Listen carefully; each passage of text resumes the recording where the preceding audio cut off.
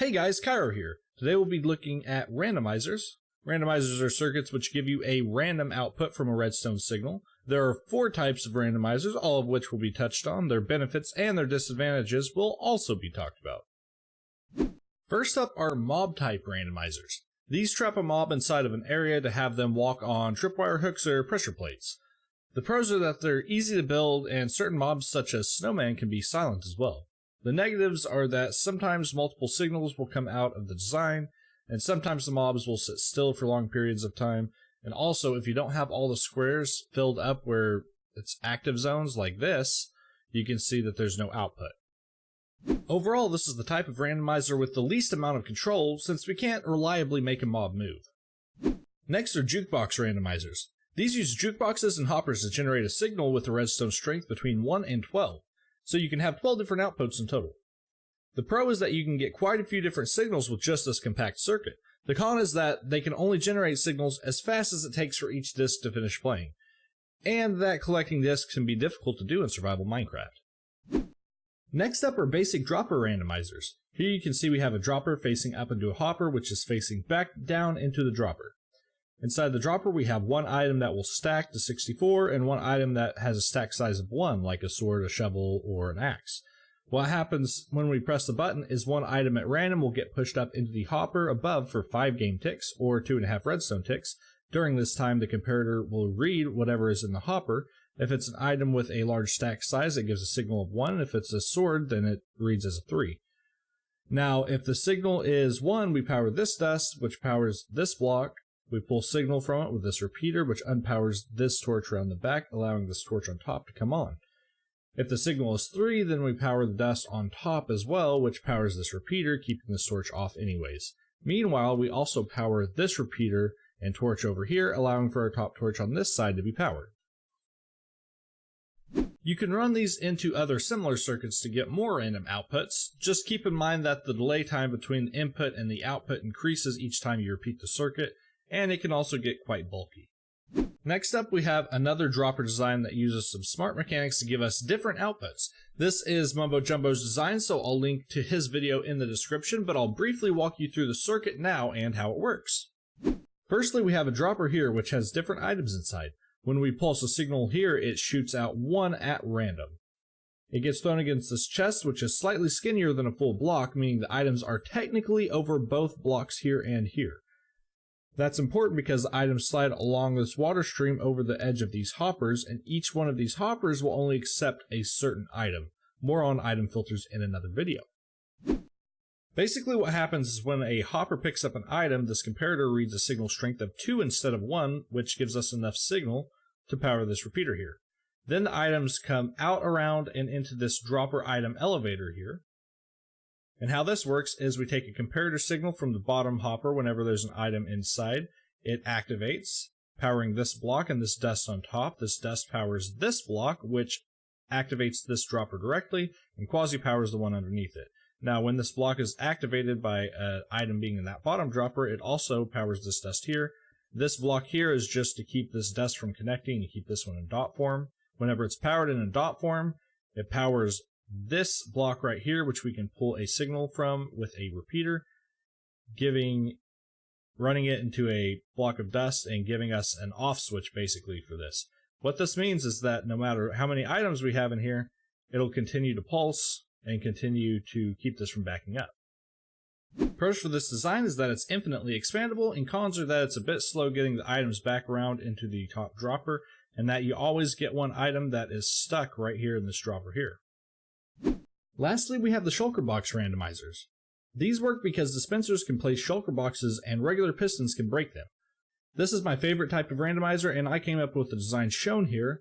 Now, someone somewhere has probably built this before. If that's the case, then let me know and I'll credit them in the description. What we do here is take a signal and make it a 1-tick pulse using a rising edge monostable. Now we run the 1-tick signal into the piston, breaking the shulker that is placed, and 1 redstone tick later we power the dispenser, which throws out another one at random. Each of the shulkers in the design have a different amount of items inside to give us a different signal strength when read by the comparator. Here's a chart of the signal strengths that you can get from stacks of items in a shulker. Pros are that you get a quick randomizer with 9 outputs, which can be edited to have up to 16 outputs in total per circuit, and that you don't get items caught in limbo in the system, with the 9 output design anyways. Now, cons are that you need access to shulkers to create this one. Let's get on to the building tutorial, shall we? For the 9 output version, you need a 9x9 area that is 6 blocks in depth. This is the footprint for the build, and the material list will be in the description. Coming in 4 blocks from the side and 3 blocks deep, place a temporary block with 2 droppers on top facing up into a dispenser facing to the side like so. Then take your hopper and run it into the bottom dropper here. Place temporary blocks here and place your piston facing down like this. Surround these blocks so that the shulker can't get lost when broken. Then out from this side, go ahead and put an extra block with a comparator running out of it, just like that. Now time for an item elevator.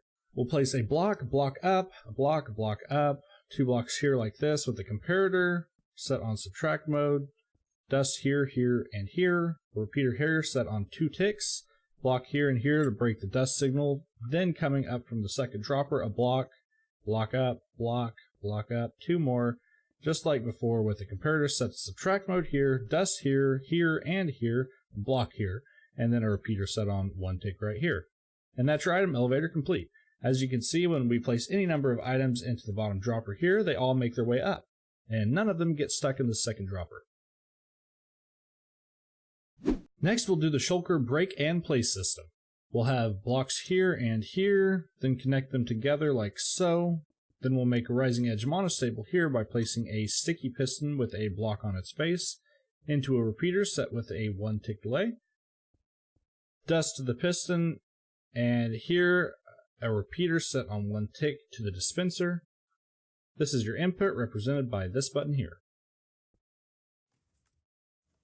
I'm going to go ahead and replace these blocks with glass just so that you can see the thing working in action, but you don't have to do this.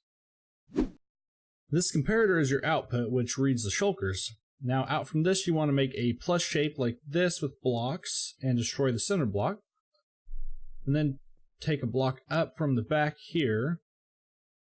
Now we'll put a repeater set on 1 tick here and a repeater set on 3 ticks here. Then we place a torch around the back here and on top like so. And dust here and here. Now we don't want this dust connecting like this, so go ahead and place any solid block here just to break up the signal. Now repeat this circuit for each different signal that you want. These torches here are your output.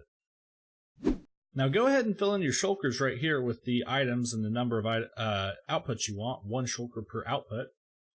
And then you're good to go. Every time you send a signal input right here, you'll see that the shulker breaks and gives us a new one. And in the case of having all of your outputs lined up over here, you'll see we get a different output each time this button is pressed. Wow guys, this video ended up being a bit longer than expected, but that concludes what I believe you need to know in order to be redstone ready. The next episode will be a challenge episode in which you can put all this redstone magic that you've learned to use. If you enjoyed this episode, be sure to hit that like button and subscribe and hit that bell notification icon to know every time that I post. I do my best to post every Tuesday, Thursday, and Saturday, and soon I'll be trying to post every Monday, Wednesday, and Friday as well. Feel free to share this playlist with a friend you think is a redstone noob, and maybe they'll thank you. But as always, my name is Kyro, this has been Redstone Ready, and I'm out. I'll see you next time.